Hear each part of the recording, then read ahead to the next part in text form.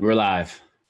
Welcome back to Everything EOS, the longest running EOS podcast. Thank you all so much for joining us on this Saturday to talk about this past week or even past couple weeks in EOS and EOSIO news. Before we get started, if you're new here, be sure to smash that subscribe button. And whether you're new or returning, hit that like button. It really does help us with the algorithm. And the last thing I got to say before we get started is that nothing Zach or I say should be interpreted as legal, financial, tax, professional, or any other kind of advice.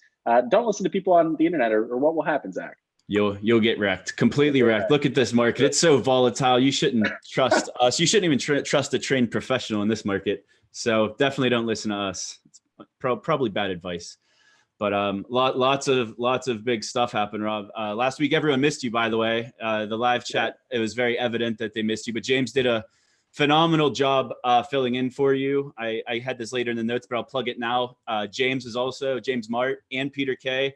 We're also on EOS Radio this past Wednesday. I highly recommend checking out that link.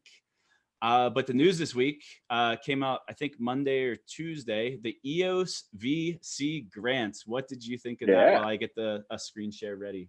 I was excited to see this for sure. We've obviously had EOS VC for a while, which is investing in projects, all really equity-based investments into profit-seeking businesses. So this is interesting and something that I think the community, especially the EOS community, has been asking for a while. Hey, let's have a grant system. I believe it goes up to $50,000 per grant that they can give out that funds projects that aren't necessarily profitable, but may help the EOS or EOSIO communities in some way. So I thought this was great. I think it's another good step by them. And obviously, before we see any investments, it's just kind of a morale booster right now. But I'm hoping that sooner rather than later, we do see some of these grants given out and put into active projects' hands. I just pulled it up on the screen and then it disappeared. But there was a lot of controversy. We're going to clear it up immediately. There is a lot of controversy. There's these $50,000 grants. So it was a breath of fresh air because for the last year, almost 2 years now since EOS VC Grants or EOS VC was announced. Like, what was some of the biggest complaints that you heard about EOS VC, just from conversations with projects that spoke with them and things like that and didn't get funding? Yeah, honestly, the biggest complaint I've heard is that EOS VC apparently won't just be the lead investor in a round. Instead, they will only go in on a round where they already have another commitment from another venture fund that's already invested in the project. So I think their their quality standard is very, very high, which is probably a good thing for protecting their capital and being able to grow it and make a sustainable VC arm over the coming decades, really. But I think a lot of projects get kind of put off when they're like, oh, we have to already have an investment to reach out to EOS VC for more investment. So they brought on some great companies. Like it was doing well with what they're basically, it seemed like mostly investing into like already profitable businesses that already had revenue and customers. And then they were investing in some of those.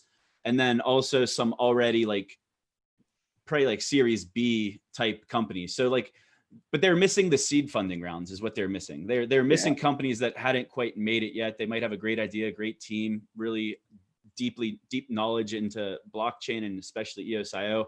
And those were the projects that were being neglected. A lot of the grassroots EOSIO projects were not getting investment. And it was like everyone was kind of sour grapes about it because there wasn't an immediate solution. And then the EOS VC grants came out this past week. Amazing news, $50,000. It seems like it's almost like a no strings attached thing as far as investment, like you're not giving up equity. But, oh, you're full screen. I've been talking this whole time, or it's probably been jumping active speaker. Yeah, it's been jumping back and forth. Okay. But with the EOS VC grants, there are some terms and conditions. And one of the ones that stood out to a lot of people immediately was the conditions against block producers. You want to read the limitation here? Yeah, so this is under the warranty section, basically the big old block of legalese that says the applicant does not and shall not for at least 6 months from the date of their grant application act as, operate, act in conjunction with, own any interest in, have any control over, or finance a block producer on any public or permissionless blockchain based on EOSIO. So this is interesting that they're obviously not just limiting this to EOS. It seems like it's all public blockchain. So whether you're a BP on EOS or Telos or Warbly or Wax or something else, if it's a public permissionless blockchain, they basically don't want to give you a grant. I assume for legal reasons, they need that legal separation. So it's not seen as funding block producers. So when this first came out, I mean, there were some very vocal people fighting against it. I was pretty active saying like, this is a pretty bold line here, because technically, like, the jungle testnet's a public blockchain if you think about it, so you can't even run public infrastructure. So this is, before like going any further, we'll go into the solution. Thanks Saeed, thanks Zane from EOS Radio for bringing this up, and thank you to Brendan Bloomer for being so quick to respond. So you want to like let all the listeners that aren't watching this yeah, absolutely. So Saeed had a really good point. He talks about that the vast majority of technical talent in the EOSIO community outside of B1 resides in hundreds of block producer companies around the world. And basically asking Brendan if they're going to fund those at all, because people obviously pointed out this block of legalese. And Brendan responded by saying, anyone is free to create a parallel company and initiative to be considered, but we're not putting grant money towards network operation. BP rewards are already taken care of through network inflation. Zane had a very similar question, a bit more direct, that said, if we basically create a new legal entity for EOS VC grant purpose, can an existing BP get funded? And Brendan said, yes, we're not excluding people from participation. We're making sure proceeds go towards worthwhile initiatives as opposed to network operation subsidies. So it'll be really interesting to see which one comes out on top and which one turns out to be true, because they seem like contradicting statements. In the legal paragraph, it seems like the applicant could be considered that legal entity, but if they're considering the applicant the individuals within that legal entity, then of course BPs can't apply. But if the applicant is truly that separate legal entity and that's how they're looking at it, then it seems like it should be fine. But obviously we won't really know until they fund a company or a project that's associated with a BP in some way, which I do hope they do, because Saeed is definitely right. I mean, almost all of the best talent is working on a block producer or some kind of public infrastructure company. They'd be Block.One if they would stick to the letter of that term and the terms and conditions statement. It's like 90% of the talent in this ecosystem would be like unavailable. So this advice, if you're watching and you haven't caught the news, I hope it already is out there. But if you are a block producer, you're not excluded from this, but you do got to get your acting gear to spin up a separate LLC or some other entity that's going to do whatever it is you're probably applying for the grant for. So that was awesome news, though. I was just really happy that Bloomer just kind of jumped out and nipped it at the bud at the start of it. Well, I think there is some precedent for them to fund something that at least has a 1 degree of connection to a block producer. We obviously have Everipedia that is a part of the Liberty block producer. They have a quote on their website that says, Liberty Block is the fusion of Everipedia, the Dollar Vigilante, and Ikigai Asset Management. So obviously EOS VC invested in a company which also in some part runs a block producer. And since, I assume Everipedia and Liberty Block are probably separate legal entities, maybe that's how they make it work. And similarly, like Brendan's saying, maybe that's how they'll make it work with the VC grant. So looking forward to it. So you mentioned Everipedia. That can kind of flow into our next topic. Let me pull up the screen. We had a very pro EOS news article come out this week, naming all the top projects. I just want to shout them out because they're all great projects in this ecosystem. One second with. Yeah, this was over on coingape.com, which is a website I hadn't heard of until seeing this article, but it seems pretty cool and highlights a lot of these projects if you want to list through them, Zach.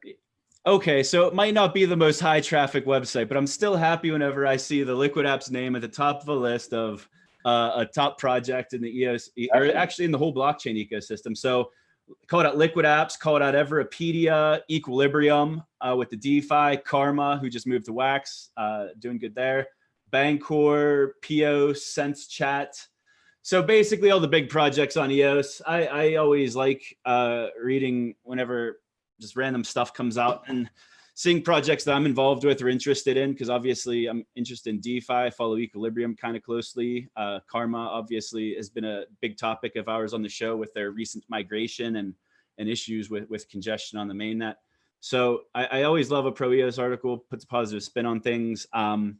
Next topic, I guess, was supposed to plug EOS Radio. I already plugged EOS Radio, so you better. Yeah, I think we should jump back to Brendan's tweets for just a bit. It was pretty interesting seeing him interact with all these different crypto projects. He was tweeting CZ at Binance. He was tweeting Justin Sun, basically saying like, congratulations, or congrats on your success, or this launch, or whatever. I got him up on the screen. Yeah, it was cool though to see CZ acknowledge voice.com. So yeah. He was messaging all kinds of projects. I saw him, Eric Voorhees. He was getting into their replies. Yeah, what'd you think of that? He was like trying to like not be a maximalist and just like kind of spread his EOSIO, I don't know, Yeah, I mean, wings. I think it's good. I hope it's not just a one-off thing. I hope he continues to do that and genuinely engage with these other projects, because I think it is kind of walking the walk. He's been talking the talk a lot about, hey, we're all in this together. We all have the same goals, but this is really him walking the walk and going out and congratulating other projects, which I'm sure in turn also brings more focus on Block.One and Voice.com with CZ tweeting and stuff like that. But I did think it was kind of interesting that he seemed to be congratulating all these other projects, but then when someone would mention an EOSIO project like Liquid Apps or Telos, he would kind of seem, it seemed like he was just playing dumb a little bit, like he didn't want to admit that he knew about it in detail. And there's a really interesting tweet thread. Let me find it. I know what you're going to bring up. It's pretty wild. Hold on, I'll just pull it up. I'll figure it out. While you're pulling it up, I'll go ahead and start reading it. So Wes Carmichael tweeted and said, Brendan, I'm very curious to hear what you think of Liquid App's second layer network and dapp token in general. And Brendan, just kind of like dumb, don't know enough, but will explore. What's the general premise? And people tweeting, to be honest, if Brendan is truthful that he doesn't know the premise of Liquid Apps, that is extremely disappointing and highlights a major disconnect with the community. Brendan coming back saying, Dan and the EOSIO team are familiar, but I straddle a lot more than you might realize. I get 10 to 15 emails or messages per day on different projects. And this is the tweet that I love. This thing's like buried. I'm having a hard time even finding it. I know it was, oh, here it is. Sorry. You got it? Okay, I got it up on the screen. This thing is buried deep, so like a lot of people probably didn't see it, and I thought this was hilarious. Okay. Yeah, the tweet from Eyal is perfect. He says, perhaps you may recall, we talked about Liquid Apps about a year ago when we had dinner at Brock's place. It was shortly after Liquid Apps was introduced and VRAM was the only available service. You got quite excited and immediately messaged Dan about it. Like, perhaps you may recall, we had a whole Whoops. dinner. And Brendan goes, yes, I remember that. As I mentioned, the team speed. So I don't know, maybe this is a legal thing where he's sort of trying to seem like he's not involved in all these projects, but clearly he says the team is up to speed. Dan and the EOSIO team know about it. So seems like good news. I thought it was, I mean, Ultra. So you weren't on here last week. I've been telling you about Ultra ever since I got back from Korea and met the team out there. Like, yeah. Have you been paying a lot more attention recently? A little bit, yeah, especially with a lot of the BPs going over with, I think it was Ubisoft announced that they're going to be a BP on Ultra. So very cool stuff. AMD, man, that was even bigger than Ubisoft. Ubisoft's like a giant game company, but like AMD, like a hardware manufacturer, like yeah, that's huge. It's getting excited. And like for Brendan to like kind of seem like he's out of the loop on that stuff just seemed crazy to me, because I bet Block.One probably knew in advance about this stuff. I don't know. But if they didn't, I'm sure that that whenever their Twitter lit up and they saw the big news coming out of AMD, I thought that was the coolest part, was that usually you hear about these blockchain partnerships and it's just the one-sided thing. Like the blockchain company makes it a big deal and the big behemoth company just ignores it. And it was cool to see AMD come out. But we talked about this last week, but all of this activity on Twitter from Bloomer, it all started from this SEC picture. Yeah. We talked about it a little bit on Sunday, but I'm going to read it on screen. So if you're listening on iTunes, basically last week, December 13th, Brendan posted a picture on Twitter of him and Dan Larimer in a suit and tie in front of the SEC, and said, focused on making data integrity a priority, #blockchain. And then EOS 42 came out and said, in many cases, blockchain adoption will happen because of people getting on the ground and working directly with regulators, educating, collaborating, and executing on ideas that will reshape the future of the planet. And then Brendan, this is while he was like on his basically 48-hour spurt of like 100 tweets. He said, spot on. No matter what personal view is on their efficacy, it needs to be respected to further the cause on terms that all parties could accept. From my experience, most regulators have been kind, open-minded, and wake up every day to fight for the country and the people they love. So I love the approach of them working with regulators instead of against regulators.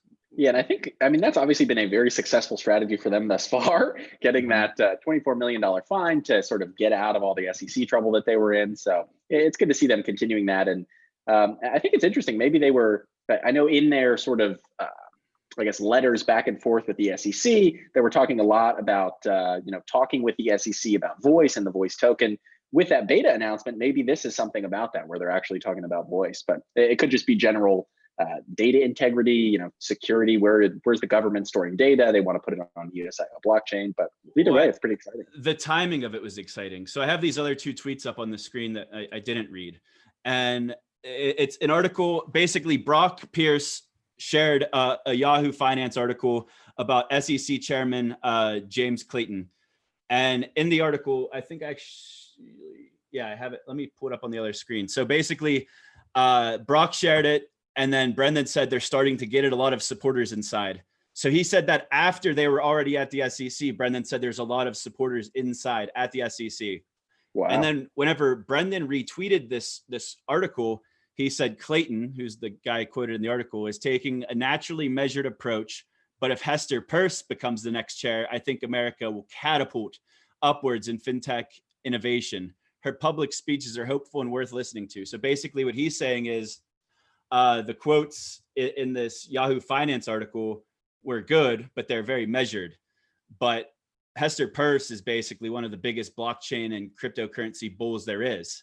And he's basically saying like, this is good, but if Hester takes the chair, it's going to be great. And you guys could probably all remember Hester. If you don't know Crypto Mom already, Rob and I got to meet her in person in Blacksburg last month at the Bloxburg Summit. Here's a picture of her with Dan and Brendan. So I'm sure they had a chance to talk while they're at that event, if they hadn't already talked outside of that event.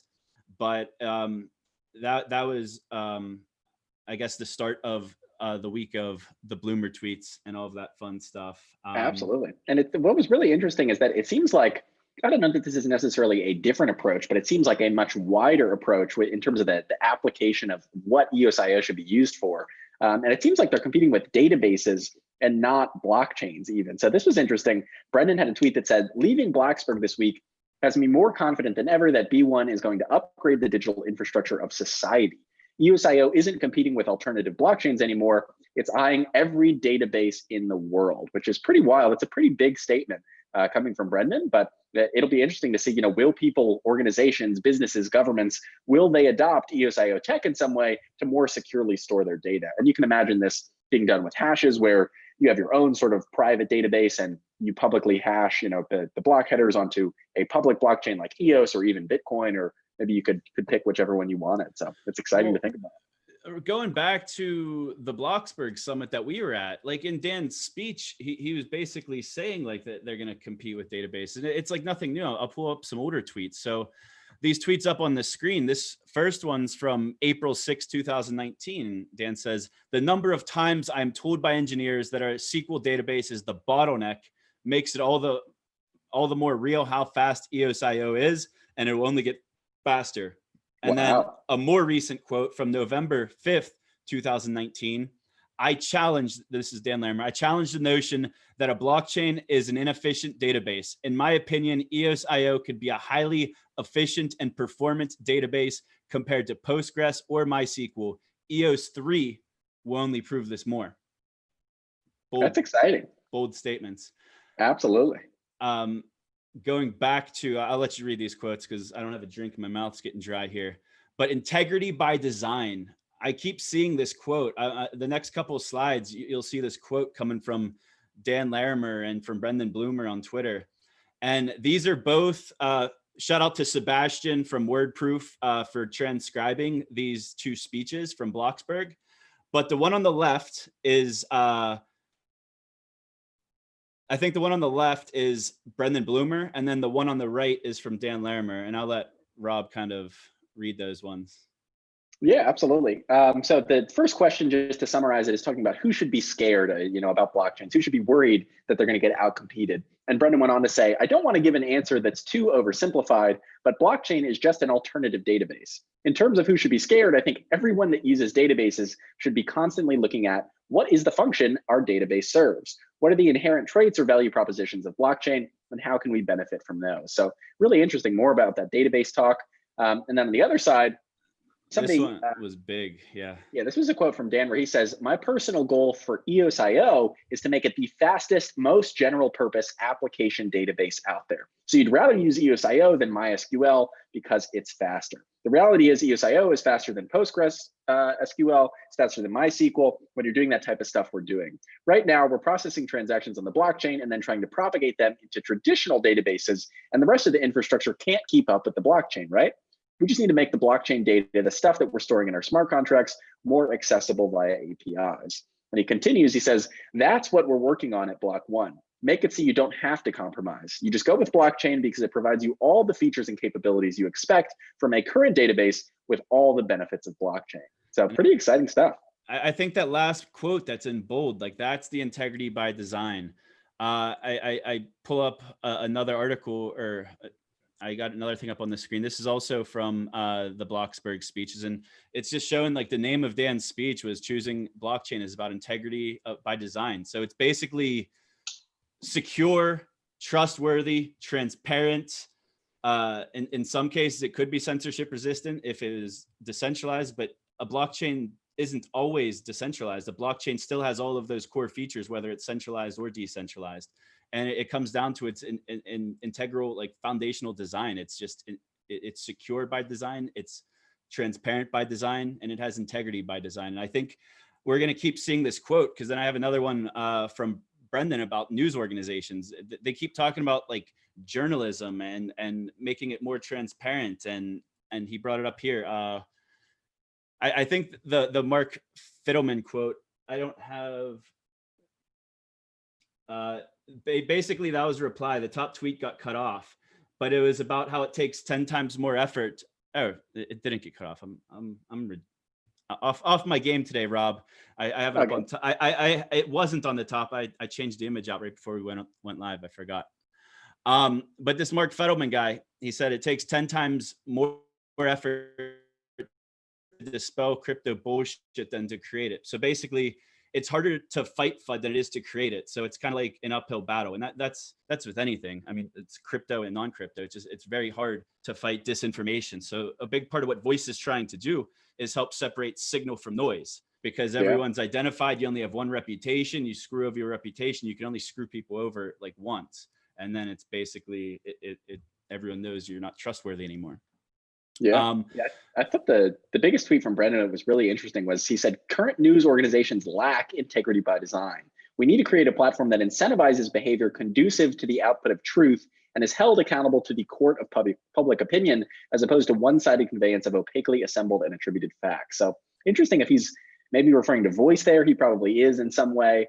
He obviously mentioned it in that other tweet where he said, "We need collaborative open source news, #Voice," and tag someone.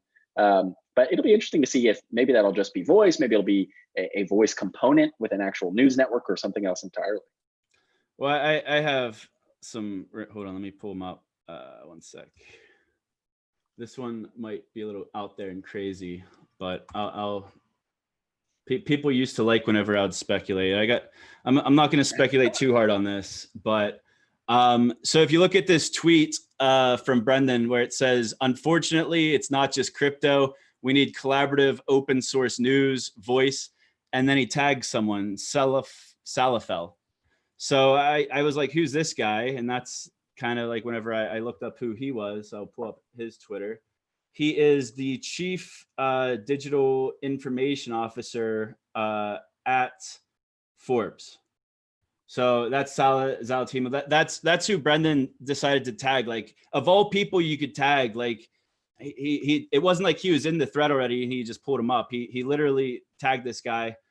And the last thing that he tagged was, or the last thing this guy retweeted was something really cool about Forbes, is that they have this pay portal now. Like a lot of news sites these days, they have these pay portals where you could pay like a fiat, like a credit card payment to read articles essentially. And Forbes just opened up to allow Ethereum payments for that paywall, which I think is really cool. Cool. So some of my speculation, I guess, is that maybe in the future we'll be able to use EOS or Voice tokens even to get through these paywalls, because Forbes already has the technology now that they're using crypto. they've been involved. Do you remember Civil? I think it was called the like journalist. It was like a consensus funded project. They did a token sale. It was basically to add transparency to news media, and Forbes is involved in that stuff too. So I don't know. I guess my low hanging fruit, like my low speculation, is that maybe Brendan knows this guy because they're working to integrate some sort of feature for this paywall on Forbes. But the crazier thing is that on June 20th, 2019, I actually found, like, I went back and read this, and it was made public that Forbes was actually on sale.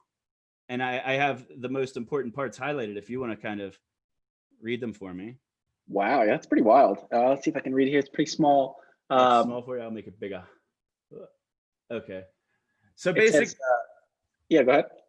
They published that it was on sale. Then Forbes Media denied that they were for sale. And a spokesperson from Forbes Media said, and this is back in June 19th or so, that they're always open to bring on additional investors who add value. And in 2014, they were acquired by a Hong Kong-based consortium called Integrated Whale Media Investments. Now, I don't know anything about this group. I didn't really spend that much time on this, digging into who this group is. But outside of crypto, have you ever heard of anyone using the term whale? Like whenever like stockbrokers are talking to each other, they call each other whales? No, I've only ever heard it within crypto.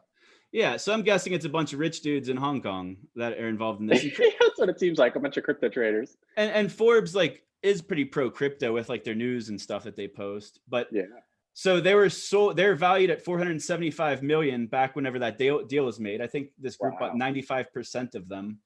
And then they're looking for another buyer in Asia, and that the valuation, the other key part is that the valuation for Forbes might be lower than it was before. So it might be basically on sale, which would bring it to a lower price. So if it, and that's based on another media outlet that was sold, Fortune was sold. Yeah, do you think it's possible that Block.One or someone else? I don't know. That's kind of what I'm like. That's like my crazy speculation. I don't. They have the money. Like EOS VC was $1 billion, right? And how much of that did they actually invest so far? I mean, they've allocated about $750 million to VC funds, but in terms of actual investments, I want to say it's just over 100 million, maybe somewhere around there. So like just with EOS VC, even if you put these grants into that bucket and what they're going to spend on these $50,000 grants, like they have the money and they want to put their capital to use, right? So it's like, that's why they were investing in these revenue driven businesses, is because you want to put your capital to work. You want to make money from your capital. And I didn't see anything in that article that said Forbes was like revenue negative or anything. So they're making revenue. Yeah. So basically from an investment standpoint, it makes sense. From a user acquisition point, it makes sense. And it's attention. And that's what voice is. It's like everyone's voice should be heard. I mean, the reason I'm hesitant to speculate too far is because Forbes is already deeply involved with Civil, which is an Ethereum project and things like that. But part of what I put in the headline today, and it's in our talking points, is what to look forward to for 2020 with Block.One, with EOS, with EOSIO. And I think a big thing is going to be like one is the voice launch. So they're going to, I don't know if we're going to see the mass marketing that crypto's never seen before early or not. I mean, if they'd make a big splash with like Forbes, maybe it's like a partnership or something. It could be big. But beyond that, I think they're going to get into more enterprise stuff. You know me, I'm always like on their like job board, so I could talk about like what's coming next because I see that stuff. While you read this, I'm gonna run to the restroom really quickly. Oh my goodness, you always do. You always do this to me. You put me in these awkward positions. Okay, so I'm by myself now, and I will pull up some very interesting things for you guys. So let me pull it up here. All right, so the next tweet here. Brendan was talking about this, back to the Brendan tweet storms. It says, the EOS network needs a dedicated portal to clearly explain the benefits of its architecture and performance. We're in discussion with others on how we can contribute and enable progress on this. That's Brendan talking about how we need a better onboarding portal. Like whenever you first get into EOSIO, we need a better portal. And definitely if you wanted to do enterprise also. He said, this is the core focus of our EOSIO organization for 2020. I believe Dan and I will change the discussion of the industry again, like 2 years ago. Yeah. Oh, you're back finally. Yep. I was struggling. Okay. So what I wanted to bring up here is that everyone in the community wants to see better best practices. So better documentation, better onboarding materials. And that's what's going to be needed to get into enterprise. I'll get into a couple job descriptions I found that basically spell it out. Like, it's not like I'm speculating here that they're trying to get into enterprise based on the jobs that they're hiring for. But on the screen here, as a dev that starts, that's built EOS locally, you need a better hello world getting started document. Brendan said, in the past, we've had to choose between tools or upgrades, but we've been staffing so we could be robust on both simultaneously. Ted Keay is driving so much progress at Block.One. We've talked about this guy before. Do you remember who this guy is, Rob? This Ted Keay guy? I don't. All right, I'll pull him back up then. So he was the CTO of, I think, America Online. Hold on, I'll pull it up. Oh, is it the AOL guy? Yeah, so this is the guy that Brendan tagged. So basically what Brendan was saying is before they could either work on tools or upgrades, but they didn't have like the staff to do both at the same time. But now we have, he tagged this guy, Ted Keay. Now he's the executive vice president of EOSIO business unit at Block.One.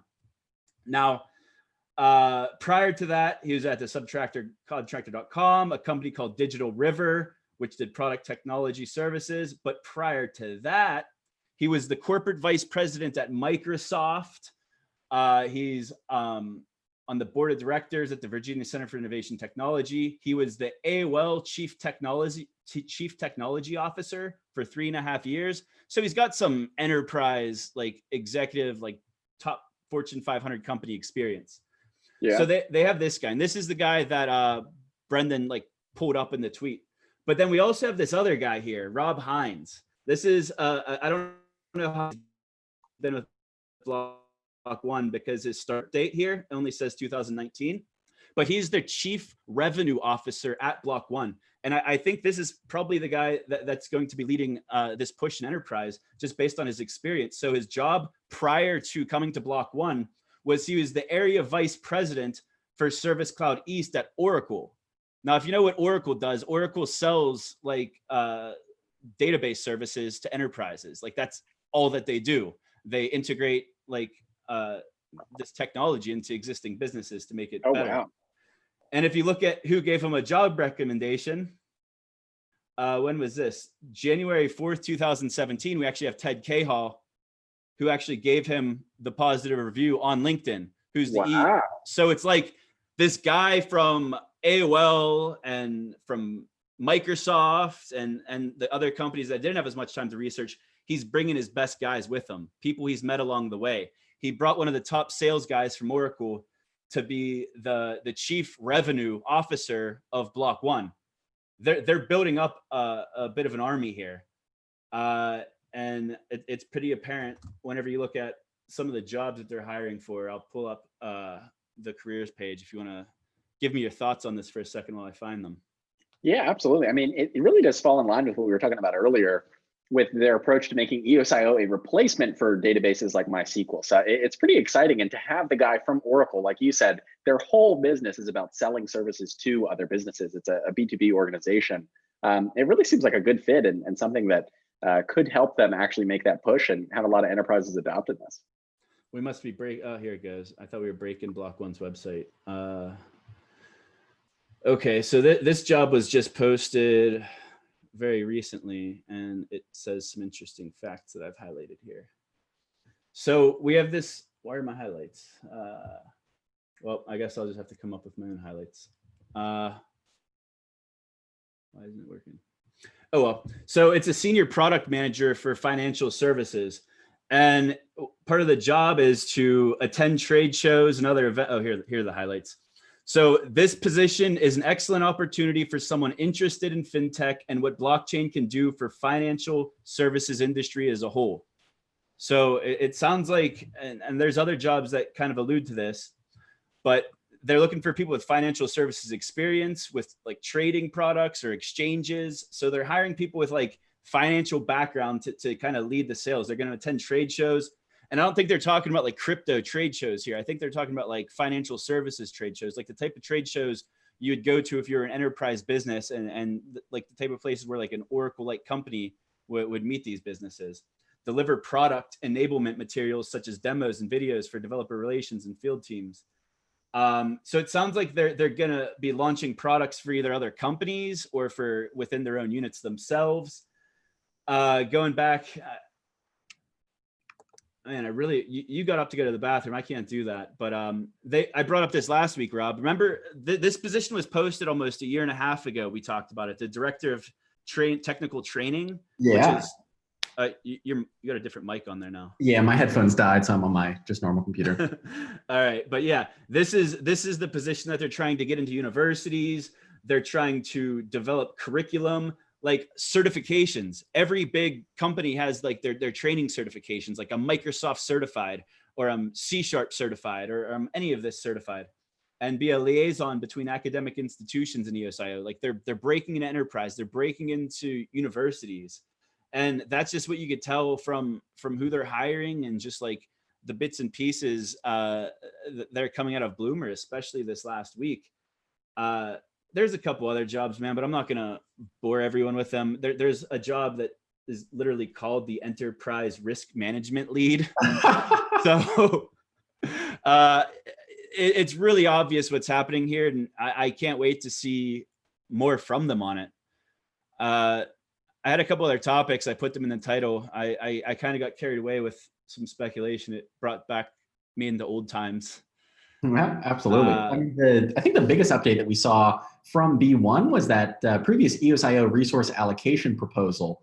This was a proposal to basically change the way that CPU works on EOSIO fundamentally. It'll be up to the block producers on EOS specifically to implement that. But it's nice. We saw that sort of blog post from Dan, and now we actually have the code in the official EOSIO repo to back it up. So it does seem like they're sort of, not only coming out and saying, hey, here's a proposal, but they're actually putting it into code and merging it into the main EOSIO repo. That was quick, man. Yeah. Usually whenever you hear a proposal or see a blog article, like you don't see code for months sometimes. Like look at Voice. We still haven't seen code as announced in June. But like this came out literally within 2 weeks of Dan's article, because Dan just like mid-November, late November, he wrote an article called the EOSIO Resource Allocation Reimagined. And then they put out the code for this proposal. And they actually even delivered the GitHub code. I think we talked about this last week. I can't remember. But they actually have a GitHub repo that's still constantly being updated. I think it's already like, if it's not being implemented on Jungle right now, it's being discussed to put on Jungle right now so that they can start testing. Yeah. Because one of the unique things about this new resource management is it's going to work in parallel with Rex. What do you think of that? Yeah, I think it's interesting. I mean, we heard in that original blog post that they will phase Rex out over the first year. So I'm not clear if that's still the plan here, where after that first year of implementation, boom, Rex goes away, or if it will actually remain. It'll be interesting. What are your thoughts on the new resource model? I feel like there's still some confusion on it. People, like the people that don't like it, I think. So let me just hear your opinion on it, and then I'll tell you mine. Yeah, my personal opinion is that obviously we have no idea what's going to happen to the tokenomics until it's actually out there with all the game theory involved, and whether or not businesses will buy EOS to do this, or if they'll just purely lease it. But I think it has the potential to work against the EOS token, unfortunately, if it is implemented, where the main real reason why you own EOS right now is to hold CPU, unless you're just buying it for speculation. So sort of removing that component, but also not removing it at the same time, I think adds this additional element that could either be really good for the game theory and add more demand for the EOS token, or it could be bad and actually decrease the demand and just have a bunch of people leasing it. So it'll be interesting to watch for sure. It's sort of the first major tokenomic change that we've seen, assuming it does get implemented on the EOS mainnet. It will be that first major token change in terms of the utility of the token since the mainnet went live. So I think it does the exact same thing as Rex does now, though, or like resources now. You'll get credited if you're staking to Rex. You're earning the Rex or the resource fees, and you're earning EOS. And then if you want to transact, instead of it being like feeless transactions like it currently is, you just spend a little bit of EOS. But if you earned more from this resource model than you're spending, you're actually coming out with net positive EOS. Whereas if you own more resources now than you use, you come out net even. So I see it as a positive, because I only use Rex now because I'm terrified of congestion mode, but I have enough EOS staked in my account that I could transact just fine. But for many months, I don't use it. And we saw, like, when IDOS came out, it was like, okay, if you have these resources you're not using, now you could monetize them. Right. And that's exactly what this is doing, except it doesn't use the IDOS token. It's basically letting you earn EOS off of your unused resources. Whereas with the IDOS token, it's earn IDOS with your unused EOS token. Like, which one would you rather, like, people FOMO in to earn? I'd rather them FOMO in to earn more EOS. Absolutely. And it also adds a lot of buy pressure to the EOS token. If you want to keep using resources, you got to keep buying EOS to do that. And that adds liquidity to the markets. And then the biggest part of it is that it allows 100% of the network resources to be cost, like, priced in to what you're paying for the resources. Today, Rex only has what, like 30% of the total network's resources available. And then the rest of it's outside of Rex and you can't actually rent it. So we have 100% of the network fighting, not 100%, but the whole marketplace for resources looking to buy into Rex is trying to all buy into a 30% piece of the EOS pie. Whereas with this new model, they're buying into 100% of the pie. And the people that aren't using the resources in the first place are actually, they're earning income or EOS off of their unused resources, instead of being tempted to do something silly like mine IDOS tokens or whatever the next token is that uses that same model. So yeah, I see positives. Yeah, I think there are some potential positives for sure. And I think what'll be really interesting to see is, beyond the EOS mainnet, will other networks actually implement this change as well? Will Telos implement this, or are they fine with the way things are going? Will Wax implement it? Will others? So it'll be interesting to see, with this being merged into sort of the main EOSIO repo, how many chains will implement it and which ones will choose not to, and for what reason. So what's that? There's chains right now that don't even have the original Rex. So what do you think will happen with the other chains? Do you think they're going to stick with Rex if they already have it, or do you think they're going to transition over to this as well? Like, I don't know. It's so hard to tell. I think a lot of it depends on the current state of that chain. Like the EOS mainnet, I think, has the most to gain from this because of the current situation. Obviously, Rex has gotten a little bit better, and CPU has gotten a little bit better since the mining's not so crazy now. But I think they probably have the most to gain versus, a chain like Telos, where things seem to be going relatively well from like a CPU and resource perspective, at least at the moment. Maybe they'll be less incentivized to implement it. So who knows? It'll be interesting. Well, it will be interesting. And I'll tell you the biggest reason that everyone should kind of be getting behind this new resource model. And not that we shouldn't criticize a bad idea if you think it's a bad idea, but I'm going to pull up the page from the Voice FAQ. And we talked about this already. Where is it? Where is Voice going to be hosted? Right here. This is the reason why we got to get behind this resource model, because if we want Voice on the main net ever, we follow the roadmap that Block.One is giving us. Unless we don't want Voice, then we can do whatever we want. Like, it's up to the token holders. I mean, it's token holder rule, and like that's who chooses the top 21. That's who makes these decisions. And let's just read the quote. Where will Voice be hosted? While Voice is in beta and in a highly iterative state, it'll be on a purpose-made EOSIO blockchain, probably run by Block.One. I don't know how many BPs it'll be. They'll probably all be Block.One. In time, we would like Voice to leverage the EOS public blockchain and potentially others that can meet the performance and governance demands of Voice.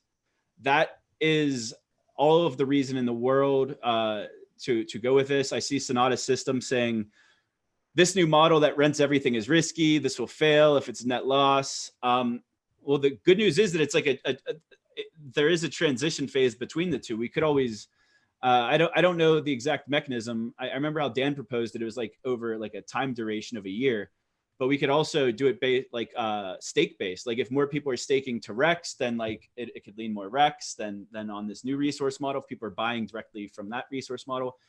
I don't know what the best model is going to be, but I'm going to listen to what Block.One's proposing, and I'm going to try to poke holes in it. I would love to poke holes in it, but I've only seen positives. I just explained a lot of them to Rob here of why I see it as a positive. Yes, it's unproven, but Rex is proven, and it's proven to be, rather than trying to fix something that might potentially not be ideal from its a foundational standpoint. I like that Dan and Block.One are willing to take the risk of trying something completely new, because if you know that the old model, putting a Band-Aid on it, which they also proposed, I don't know if we talked about this last week or not, but they're going to do the 12-hour buckets and over like a 30-day with Rex, and then they're going to lower the buffer to 10%. So it's like a short-term fix, but it's not. I don't know. It's just not what they want, and it's not. They wouldn't have suggested two proposals, and I don't think Dan's ever going to say anything's broken. But I think with what happened with Rex, it showed an attack vector that shouldn't exist, and I think that the new Rex model would pretty much be the counter action to all of these mining tokens if they were ever to pop up again, because it's allowing you to just basically, you're mining EOS by not using EOS. If you stake EOS and you don't use it, you're mining EOS essentially, rather than having to do these garbage transactions. Regardless of how it plays out, I think it'll be fascinating to watch, especially seeing, how long it takes individual chains to actually implement it and upgrade it. But I think that's probably a good place to leave everybody for the rest of the weekend. Enjoy the winter solstice if you're celebrating that. Finally we're at the longest night of the year, so it's only going to get sunnier from here on out. But I have one spoiler I want to drop. Okay. It's only we usually people don't make it this long. I think only about 30% of the audience makes to the end. March 28th and 29th, there will be an EOS conference and hackathon in the Silicon Valley, San Francisco area. I am working on the initial planning of this event with Rahman Binlish from iWatt and Blockstart and Shaheen from EOS Blocksmith. We're working diligently for a venue. There are some awesome places on the table still. If this is something you would like to help support, sponsor, or help organize, please reach out to me on Telegram. And it should be really fun. But if you're a dev, and there will be a conference there and a hackathon. So if you're a dev, start getting that brain juices flowing for March 28th, 29th. And then there's a Bitcoin conference that's like leading into that. So that was kind of the strategy behind the dates. And thank you to Rahman Binlish for getting the ball rolling on this. And I can't wait to share more details as soon as they're available. So now let's sign off for that. That's exciting. That sounds great. I guess without further ado then, I'm Rob Finch. And I'm Zack Gall. And this is Everything EOS. Go EOS. Go EOS. Go EOS in the chat. We'll see you next time. Thanks for joining.